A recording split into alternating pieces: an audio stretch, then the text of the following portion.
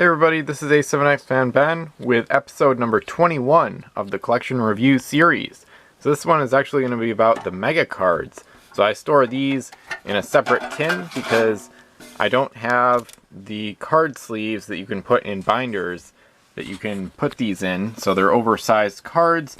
These came in mega packs as well as the special edition ships that didn't come in any packs, as we see on top here. So I'm just going to jump right into it with the 10 Masters first. Get the longer ones out of the way. So the Baochuan, the first 10 Master released, came out in South China Seas. This one has the treasure ship keyword, which means that she can carry crew that don't take up space, but they still count against the point limit of the ship. So she could theoretically have 30 oarsmen on her, which is pretty bizarre.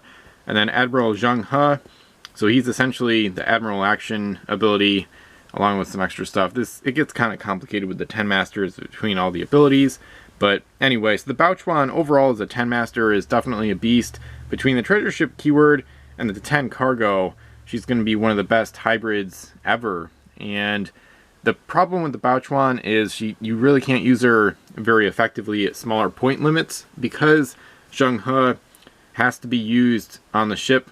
That means that the ship is already 36 points. And then add a Captain Helmsman, you're at 41.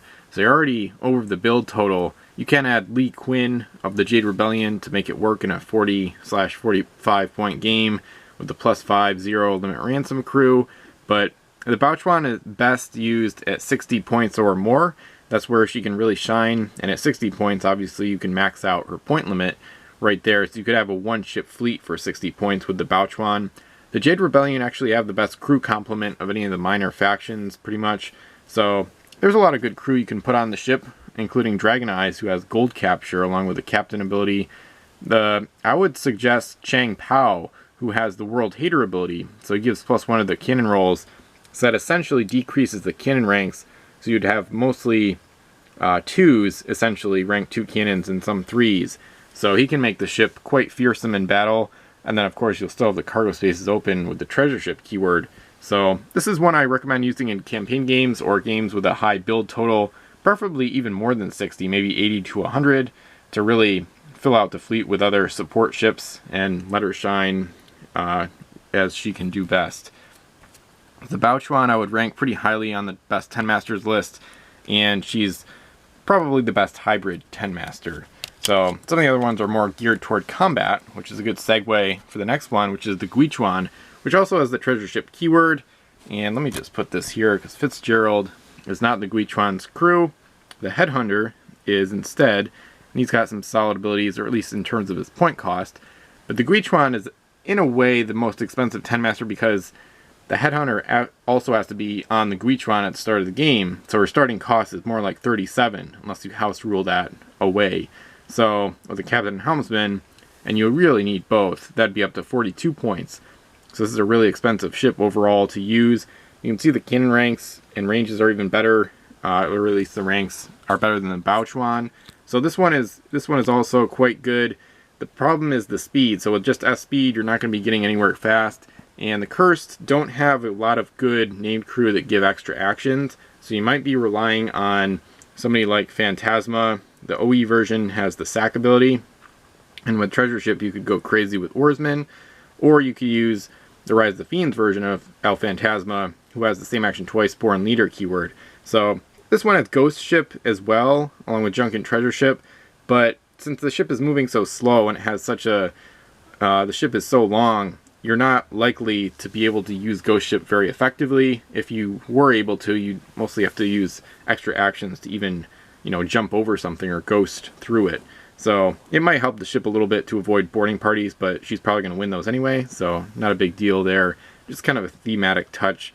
So the Gweichuan is one of the best 10 Masters for combat, but the speed holds her back to the point where I would not rank her in the top 1 or 2 or 3 10 Masters, at least most of the time.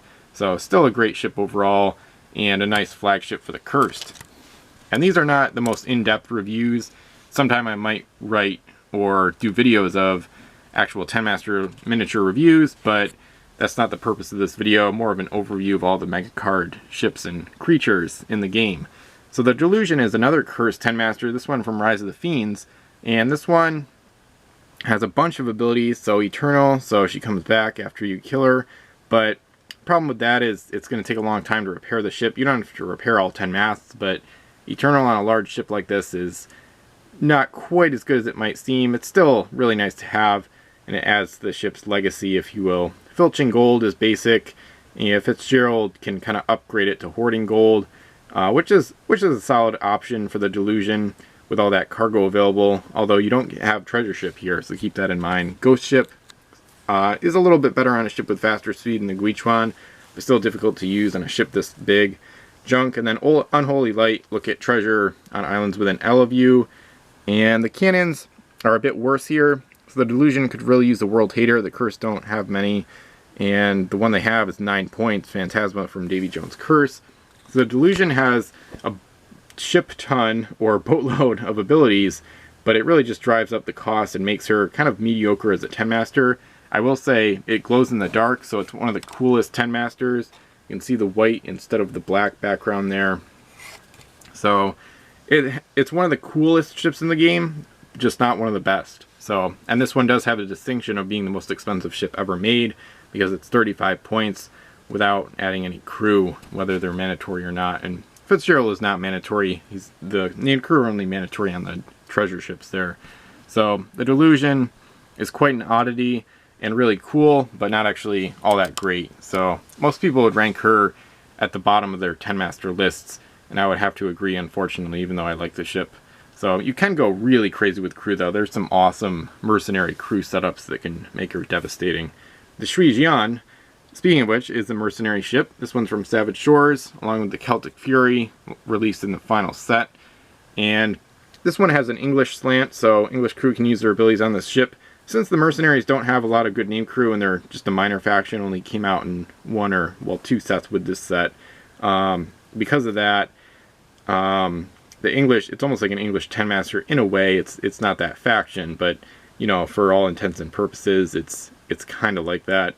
Or at least that's kind of how you get used to it over time as you learn about the game pieces. So the Dory's keyword allows you to unload treasure at your home island if you're with an S of it when you have the linked crew aboard. In this case, there's no reason not to add him because Shepping Zai is a captain, a sack captain, as you can see, with Expatriate, which is wicked good. So it's almost like all the factions in the game get a sack captain, except for the French, but they already have 2 anyway, so that's alright. The Gweichuan has solid cannons. I like the 2 at the front, and then there's one at the stern as well, the 2S cannons. A lot of great English crew you can add to her to make her a really devastating ship. The English have multiple World Hater crew, and just a ton of great name crew in general. So the Gweichuan at just 25 points is definitely one of the better 10 masters, great fighter, and a solid ship overall. I don't have the Zeus, as you may have noticed by now. That's the one 10 master I still have to acquire, and that one is pretty much the best one. It's Pirate, only 23 points, and just really amazing and viable in 40-point games. The Celtic Fury is very similar to the Gweichuan, but it has a French slant, slightly different cannons, and a different linked crew. This one has the SAT ability and then +1 against the English, so this version of O'Brien isn't as good as Zai, but it is better than her Mysterious Islands version.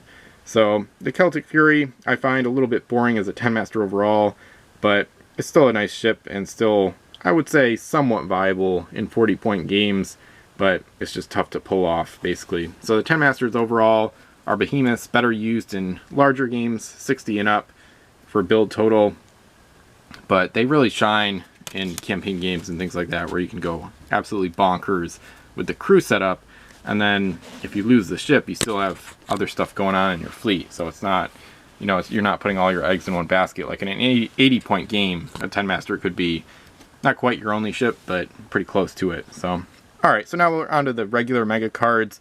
So the Polaris is the first one up, so this is sorted by faction, and you'll notice, of course, the factions go in the same order as the collection review series itself, because I'm going with how my collection is organized.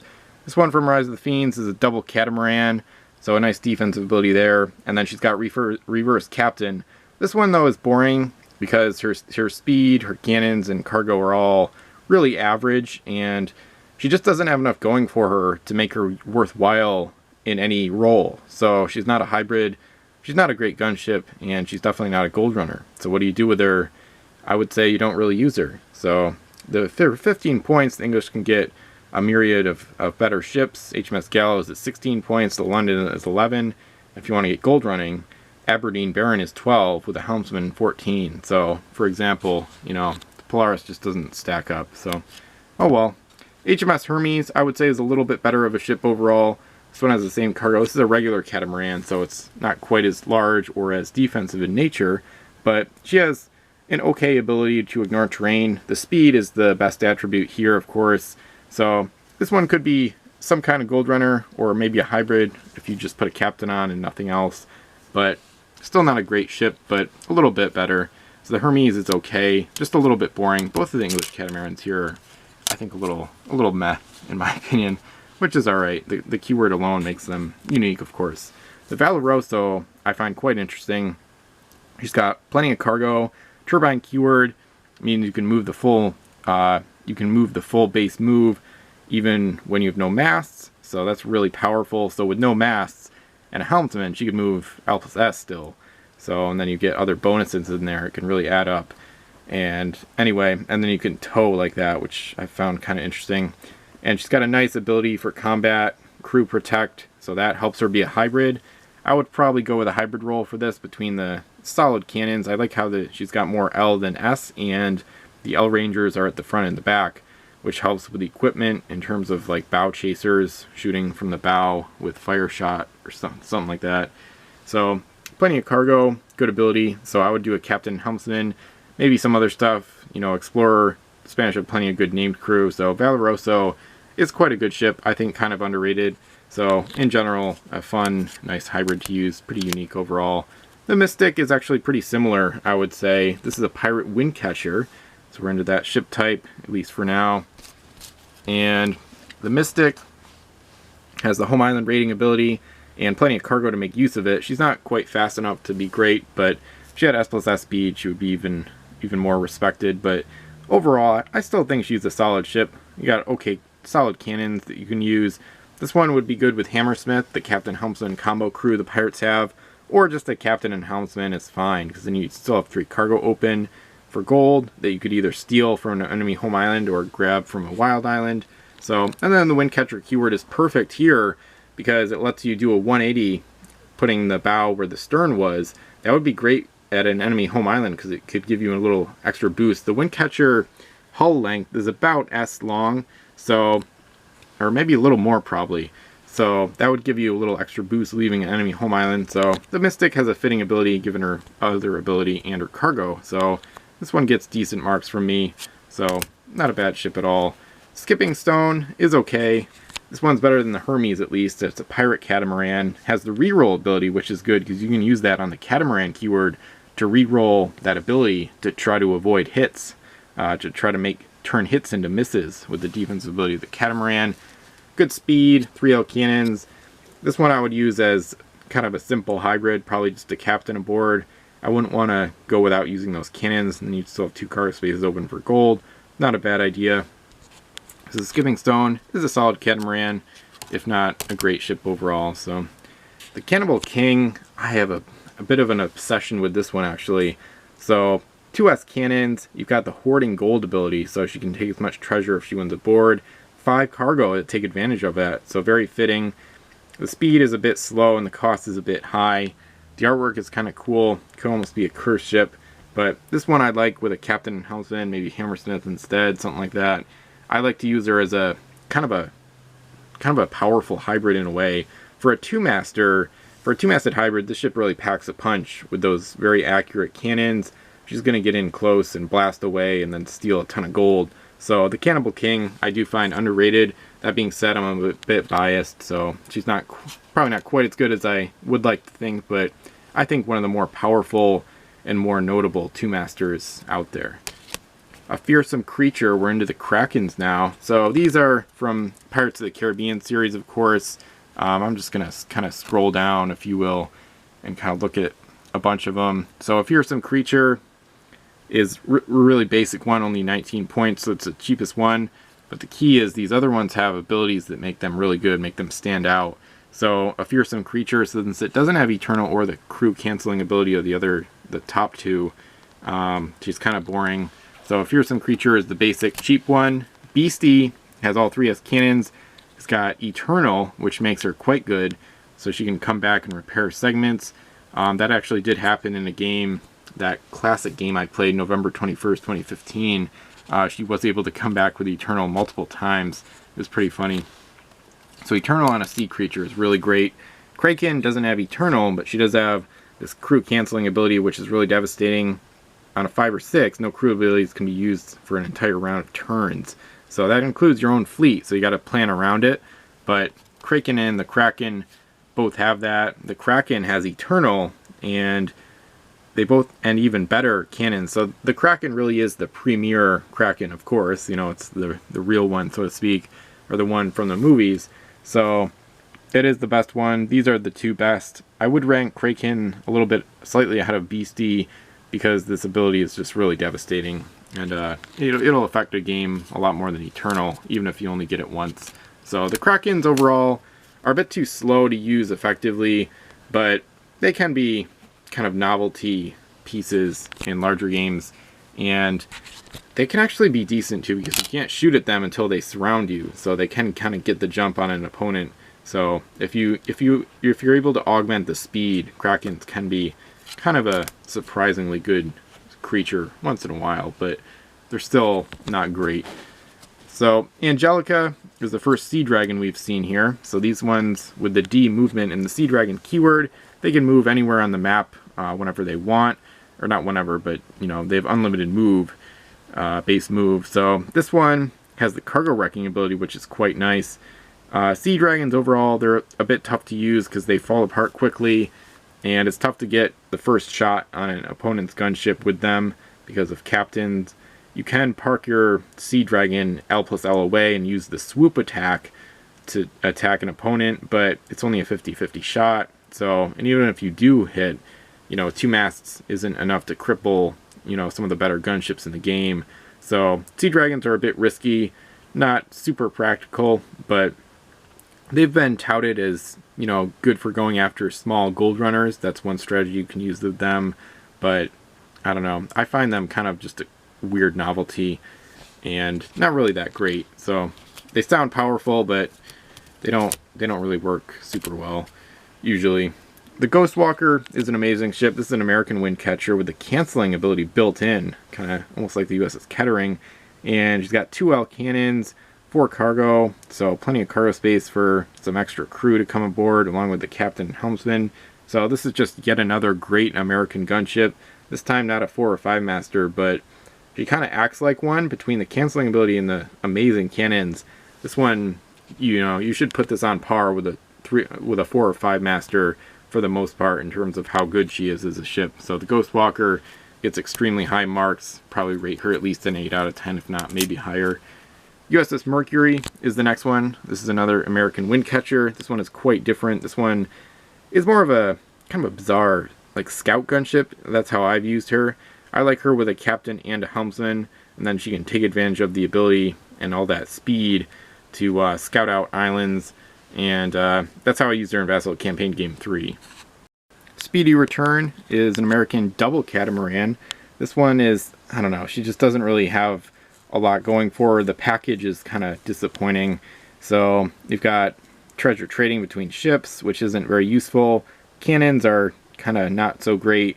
Speed and cargo are both decent, but even the Americans have much better gold runners than this, and they also have better hybrids. So the Providence, Roanoke, and some other ones that aren't as rare even would be better. Even the Enterprise, honestly, would probably make a better hybrid than this ship. So the Speedy Return doesn't really get high marks, kind of like the Polaris, the other double catamaran. She doesn't really have a good role to fill. So although she has decent stats in some categories, she kind of just falls apart under scrutiny. So Speedy Return, I don't know. The name doesn't really live up to the hype either. She should have S+L speed. Maybe even for the same cost, that would be very fair, I think, and make it a better ship at least. Maybe an empty gold runner in that case, but she's not even as speedy as you would hope for based on the name. The Grinder is pretty much agreed upon as the best curse ship in existence. This one kind of feels like a French or maybe a pirate ship from one of the early sets outside of the ship type, of course. It's a turbine, Can't be pinned, which helps with boarding, which the cursed are great at. And she's got the cargo to steal gold from any gold runners, but for the most part, you'll just use her as a very effective hybrid for the cursed. Got cargo, speed, and amazing cannons. This is just not a combo you see on the cursed, especially not for a fair point cost. If anything, she might be slightly undercosted, given how good the turbine keyword is. I've got a video on that as well. And the grinder overall, like I said, best curse ship, and really just does not feel like a curse ship at all. She's just so much better than the other curse ship. It's kind of embarrassing. Soulcrusher is a good example of why, because this one is terrible, even though it's the same ship type, worse cannons, same cargo, worse speed, and I don't know, the abilities are just they're kind of just there. They just jack up the cost like crazy. Fear is overpriced. The Massacre ability, that final ability, that's overpriced as well.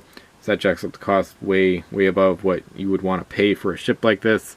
So she's kind of, I guess, a little bit of an interesting novelty in a huge game where you can just dump 30 points or more into the ship and just, you know, see what happens. But you're probably still not going to be getting a good return on your investment there.